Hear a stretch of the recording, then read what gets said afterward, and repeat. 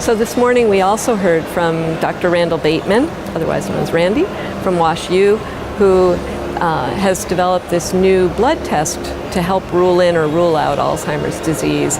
And like the cerebral spinal fluid tests for beta amyloid and the PET scans for beta amyloid, he has now been able to show that with this particular blood test that he can see reduced A-beta in the blood that reflects plaque deposition. So when plaques are being deposited into the brain, they're kind of sucking all the beta amyloid into that plaque. It's getting stuck there.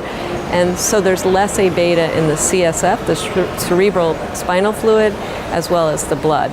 And it would certainly be easier to take blood from someone's arm than to do a lumbar puncture to get cerebral spinal fluid, and easier and less expensive than doing a PET scan.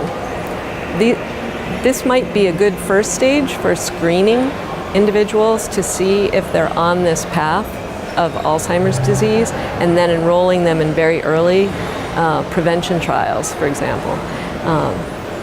So I think this is going to be very big news and really a major accomplishment as this moves forward. It'll be very, very nice to have this, especially because we do have 44 million people around the world right now with Alzheimer's disease, and that number is really expected to grow substantially if we don't find a treatment in the near future. The number is expected to triple by 2050, and having a blood test so that we can pre-screen people and get them into trials earlier would be extremely useful.